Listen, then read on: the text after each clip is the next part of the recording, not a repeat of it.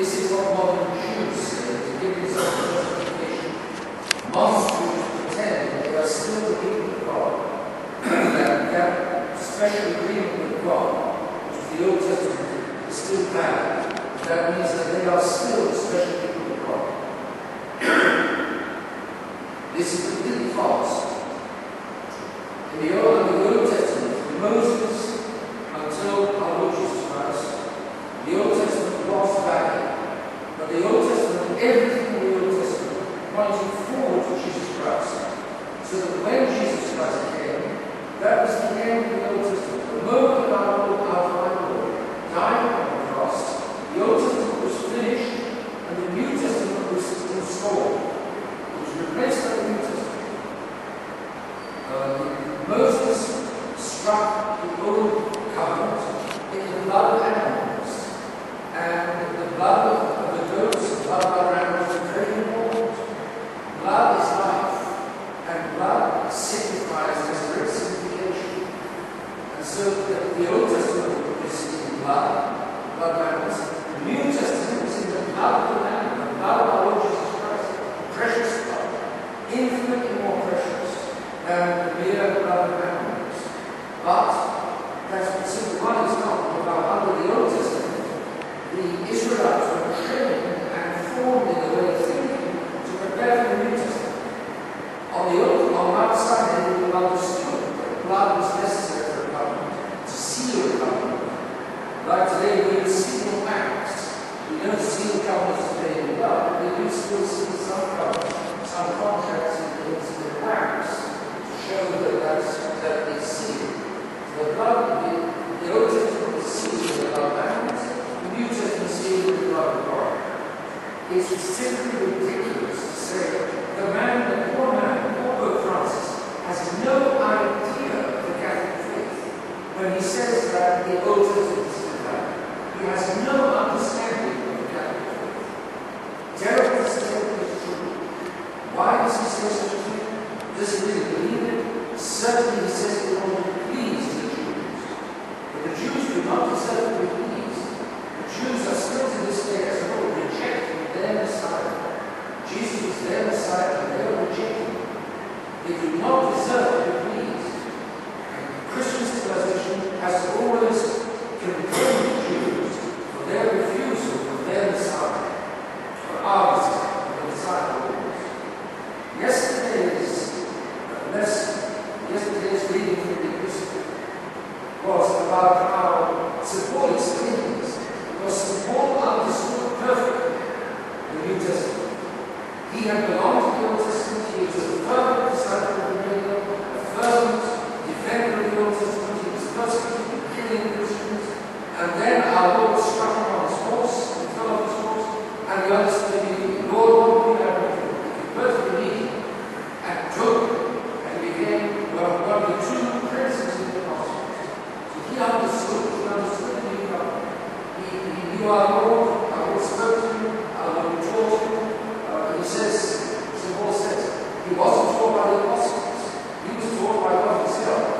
So he understood that being a people of the old law, they'd seen through it, and they'd changed the new law, and it was a further passing of the new law.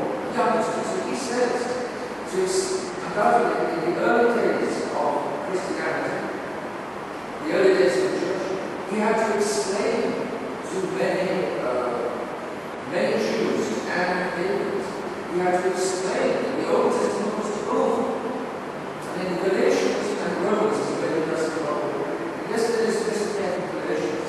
And in Galatians, he explains how the Old Testament was like a tutor, and mankind was like a little boy under the tutor. And as long as he was under the tutor, the boy was like any other servant in the house, in the household. The boy might have been the son of the master of the house, but he was treated under the tutor like a slave. And then, this is obviously why it's tradition called the Sunday after Christmas. Then Christ came. And when Christ came, mankind was no longer under the tutor. Mankind now had come of age in a certain sense, and mankind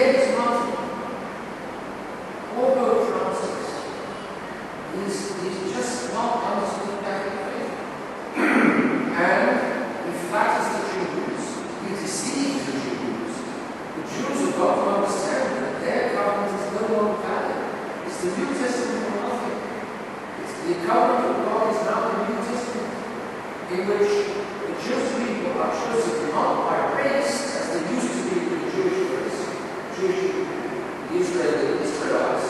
It's now by faith, and a Jew can serve the Catholic, and a non-Jew can equally Catholic. Now the people of God is open to anybody who submits his intelligence to the great truth of faith, who obeys the faith, as Paul says, who accepts the faith, who believes God in Jesus Christ, believes what the church teaches, lives by what the church teaches, and he will never know. And the Jews are finished, gone, dead, unless they become Catholics. Goodness gracious. It's a new church. But you see, what is the effect? The effect is that if you think that the Jews are still the chosen people of God, that the Mosaic covenant is still valid, you're making them a tutor again. You're putting the liberated people of Christ underneath their own tutor. And you're making the people of Christ a slave again. That's exactly what the Jews want. The Jews want to be the slave drivers of the Christian slaves, and they want the Christians to think that they're slaves, but they are the tutors and they are the important people. Insanity. Insanity. Jewish insanity. But that's what's now in the head of the church. It's what's now saying, believing, Pope Francis. We're in terrible trouble. The church is in terrible trouble. I'll say this, the thing being on the way of the cross, as our Lord is being dragged past, there's not much we can do. The Roman soldiers are there, they try intervening, the legionaries will be on top of you and handcuff you before you know what's happening. Today, the American legionaries are taking, so to speak, the Americans are the legionaries in the procession of the New World Order, dragging the church to its death. The Catholic Church is on the way of the cross, being taken to its death. And what can you and I do? Not much. I don't think there's much we can do. What we can do, we must do. While the fire is working hard, we can do what we can do, he's doing what we can do. Admirable. But many of us, there's not much to be done. We have to stand there and watch, leave it to God's providence to work out. God is working out the providence. In the meantime, as Paul says, let us not believe Jewish fables, Jewish nonsense. It's in the newspapers, it's in the media, it's in the mouths of the priests and the bishops.